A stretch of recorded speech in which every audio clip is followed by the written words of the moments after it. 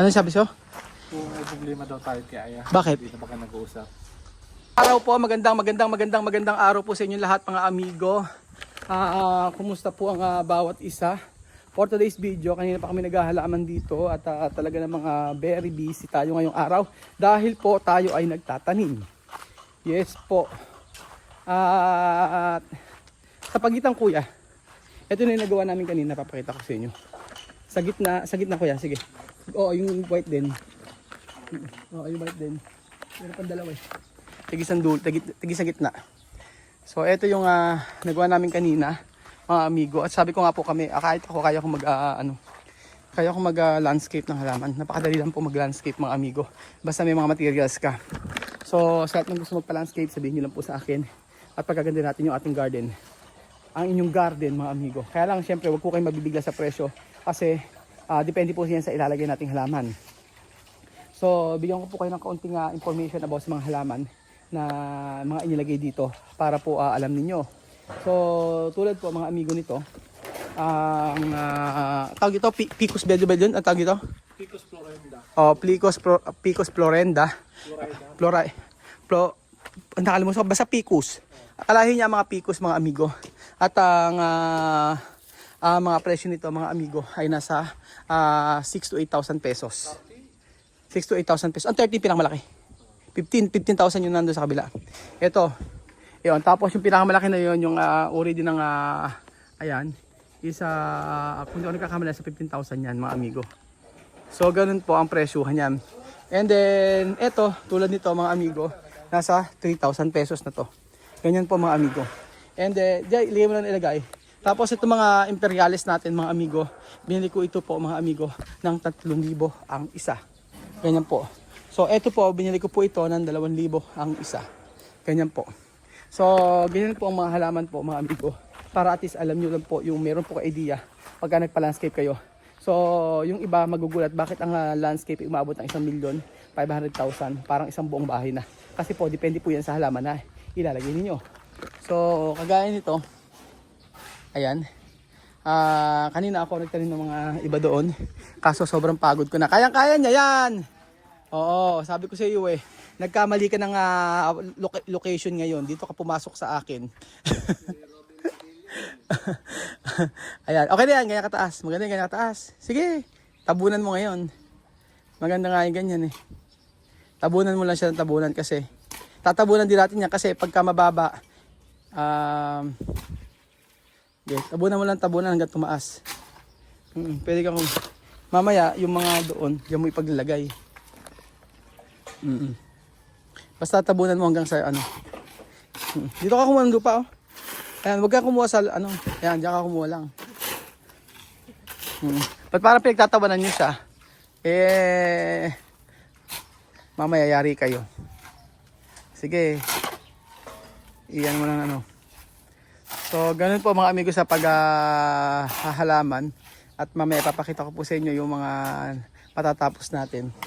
So, meron namang mga mumurahing halaman. Isa pa, sa gitna.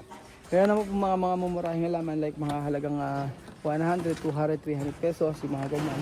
At parang wala nang mura ngayon. So, pinakamahal na halaman na nabili ko ay yung isang Picus namin. Nabili ko ito ng halos sa 25k mga amigo. So, maganda. Pero kasi bonsai binigay lang sa atin. Pero ang halaga ng mga bonsai mga amigos nasa 150,000. Tapos mga materials 15,000. Ganun po. Maganda mag-invest ng halaman mga amigo kasi in the future hindi bumababa ang presyo ng mga yan. Lalo na kasi sa mga nakakaunawa sa halaman. Ganun po mga amigo. So mamaya bibili kami ng mga halaman. Ito nabili ko lang ito ng 3,000. Pero pagka binili mo sa China, nagtanong ako sa China, ang halaga is pag binili mo sa China, ang halaga po nito ay nasa mga 5 to 10 dollars. Ito. O yan, container ang bili. Isang container. Meron pa ako nakita na ganito, napakataas. Gusto kong bilhin. Kaso nga lang po mga amigo, aabot siya ng halos sa 2 halaman na napakataas. Like ganoon. Oo, sa isang container daw kasya yung dalawang puno ng ganito. Na para talaga ang ganda niya. Sobrang ganda. Ang halaga po ay nasa 200,000 pesos. Dalawang halaman. So almost 100,000 ganun. Kasama na kasi yung shipping doon. So hindi ko pinatulan mga amigo. Sabi ko, pagyaman ko, go ako. Oh, eto nga po, napakamahal ang bill namin. Ito, alam nyo, ito binili ko to, mura lang to, 1.5. Binili ko pa to sa Cabanatuan before. Siguro mga 10 years ago. Ano ba yan? Red balete ito. Yun iba no? Oo, ito red balete. Mahaba yung mga down to. Oh, iba-iba kasi yung iba-ibang variety siya, variety. Tapos ito po mga amigo, binili ko ito ng 5,000 kung hindi ako nagkakamali. Ito, pero medyo mura ito. Kaysa doon sa ibang mga nabili namin. Ganun po. So, imimix ko yan, i-ice ko. Para maganda yung Kasi kailangan talaga puno-puno yung halaman. Mamaya bibili tayong halaman. Pagkapong tayo sa Cabanatuan. Oo nga eh. Bumili na ako ng cherry blossom ng Palawan. Doon ko ilalagay sa mga pasuyan. Ilalagay natin sa resort ngayon. Paso. Papaso daw yun. Maganda rin, parang bobonsa yan. Pero puro bulaklak siya. So search nyo mga amigo. Cherry blossom ng cherry blossom ng ng Palawan. Medyo na siya sabi mo sa akin, sinasabi mo about kay Aya. Ano sabi siya? Kung may problema daw tayo kay Aya. Bakit? Hindi na baka nag-uusap. Nag-message sa'yo o comment? Comment. Ano sabi? May problema kayo ni Aya. Yun lang? O, ba't di na kayo nagkita? Hindi na kayo nag-usap? Dati pag umuwi daw si Aya, nagkita-usap daw kayo. Feeling niya mag-away kami, gano'n? O tayo, mga 5 nagkuha na daw ba? Hindi. Tapos bakit hindi na nag-vlog si Aya sa YouTube channel ng 5 gano'n? Ay, mga gano'n. Oo, sige. Ano ba nangyari? O, ikaw na sumagot. Hindi ko alam. Wala akong problema kami ni Aya. Walang problema. Wala akong problema kayo. Si Aya ito masapin ako. Dito ba si Takan sa kung nandito pala sa Pilipinas? Kausap ko si Aya. Kung kausap si Aya, nagkakatawagan pa kami ni Aya. Anong reason daw ba't kayo nagkita? Ano nila? Reason kung ba't nag-iisa ay pare-parehas kong busy mga amigo. Tapos nagkausap kami ni Aya na magkikita dapat kayong week. Sobrang busy po mga amigo talaga, walang oras. Sa Friday, Manila, oo. Kaya ang alam ko, ang balik ni Aya this week ata. Hindi ko pa alam. nakachat mo na ba? Nakachat ko nga si Aya ni last week. Sabi nga gano'n, i-aayos nga daw yung schedule kung kailan siya pwede. Pero wala kaming issue ni Aya. Hindi kami nagkaroon ng problema ni Aya. Hindi kami nag-aaway ni Aya at wala kaming pagtatalo ni Aya. Dahil si Aya mananatiling kaibigan namin. Hindi nag-upload ng video sa 5 Pilipinos.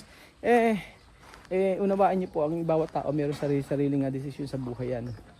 Kaya po yung issue po na si Aya ay wala na sa amin at hindi na po magkakaaway na kami. Ganoon. Hindi po. Wala po nga ganoon. Sa lahat ng mga naging kaibigan namin, kaibigan ko, ayan si Aya, nanatiling nandiyan pa rin naman laging kasama. Never. Hindi mabubuwag yung samahan naming tatlo nila Aya. Ganun po. So, ayan, mga amigo. Oh, yan ang hardinero ng taon. So, sabi ko nga sa inyo,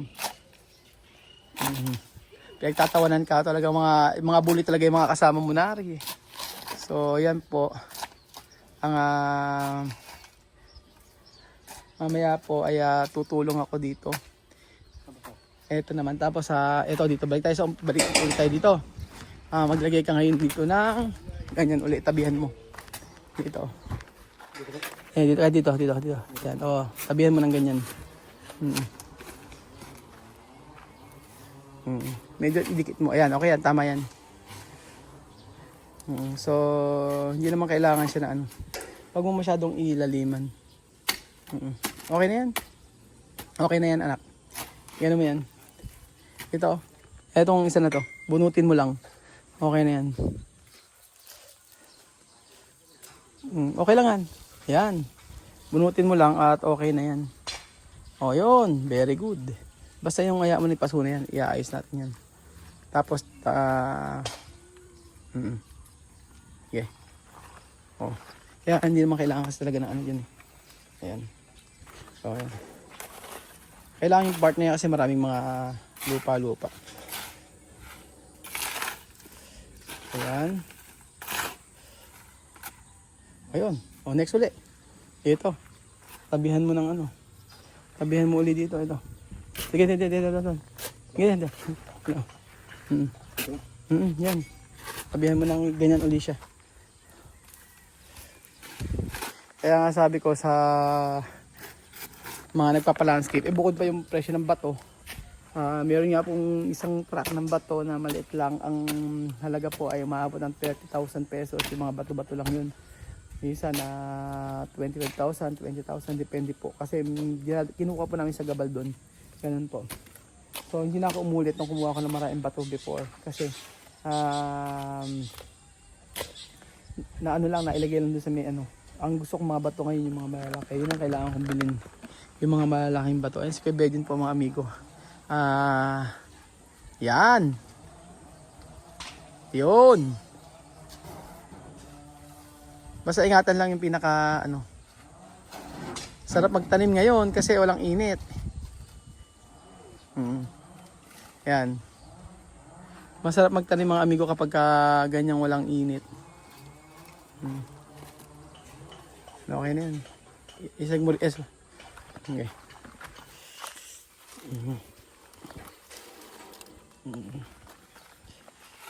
Yan, okay na.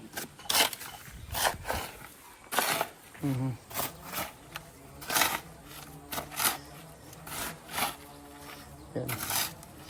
O, tapos tabihin mo pala dito isa. Oo. Medyo layom ng konti anak. Yan, dito. Ito, dito. Ito. Yan, dyan yung gitna. O, yan, ganyan pa rin siya. Para maitanim natin na maitanim. Diba? Okay na. Okay na yan. Okay yan, ganyan lang. Huwag mo masyado lima kasi tatabunan pa natin yun eh. Ganyan uli yung tatanim mo. Diba ang and then meron tayong mga itatanim pa. Bibili ako ng halaman mamaya mga amigo para yan. So sana dumating na yung in-order kong halaman galing Palawan. Yan. Sige, esog mo yan. Ayan, tsaka mo tabunan ngayon. Ayan, ganyan. Pag naglaki yan, maganda yan.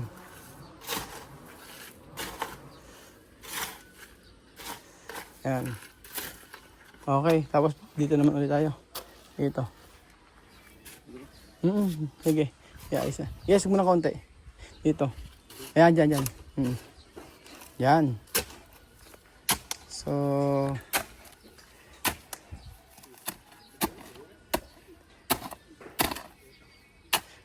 ano, okay ba kayo dyan? Ayun sinasabi ko sa inyo eh.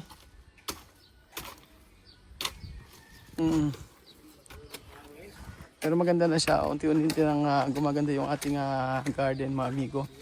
Kailangan natin ng ano. So, yun. Ganun pa rin lalagay mo. Puro ganun ilagay mo.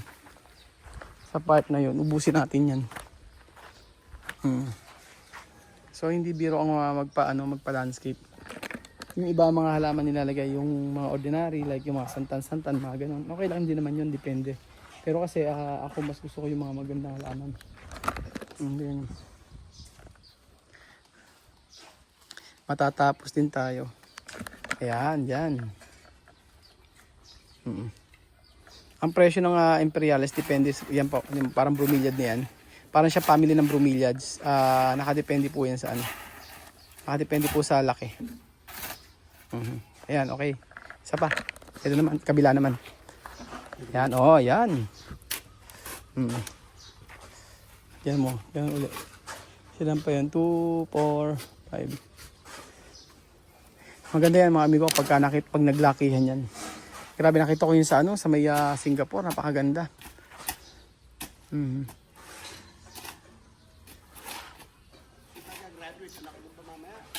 Hindi, pamangkin ng asawa ko. Paanak graduate kasi si ganito yung nag-graduate yung anak ni Weng. Dapat summa cum laude, kaso nga lang nagka-issue sa isang grades niya. Lahat sila binagsak dahil ngayon binagsak lahat sila, kaya ayun, sa halip na summa cum laude, running for summa cum laude, ngayon walang hindi siya hindi siya na honor, hindi na siya nagkaroon ng na yung niya kasi nga po ayun, mali. Asubo pa. Matatamaan yan pagka ano eh. Ito nga. Oo. Sugmo pa ng kaunti. Isang grades na lang, di ba? Dapat kung ikaw ang teacher, bigyan mo ng consideration, binagsak sila lahat, dinrap nila lahat. Dinrap nila yung subject. Tapos, edi sana, ang ginawa na lang inulit na lang nila yung yung curriculum na yun. Di ba? Yun na, pabalance kagaya si Mark, sa kanya naman ay nakapasa naman 3 yung score, kaso yun nga lang, sayang ang taas ng mga grades, di ba? Sali pa running for summa cum laude anak ni Weng. So graduation mamaya pupuntahan namin. Daming kwento, daming chika. Yon, ganyan. Ganyan po mga amigo.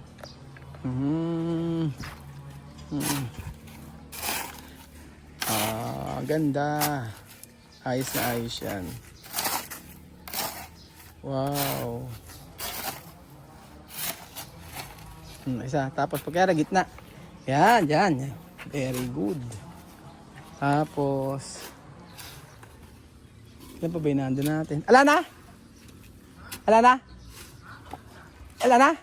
Okay. 1, 2, 3, 4. Apat na lang pala. Naku, kukulangin tayo. Tama na muna dyan. Kukulangin tayo eh.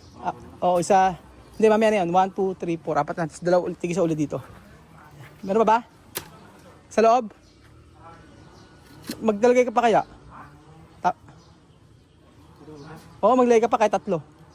Sige na. Oo, sige. Tama. Kahit 3 pa para sumakto rito. Saan? Oo nga, 1, 2, 5 lang eh. 1, 2, 3, 4, 5. No? 3 pa. Oo.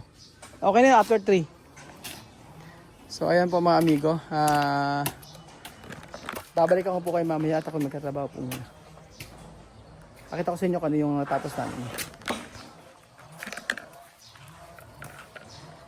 So, eto na po mga amigo, yung natapos natin. Napakaganda po ang sa maghapon, di ba? Kahit pagod na pagod tayo. Yan pa lang po yung nagagawa natin.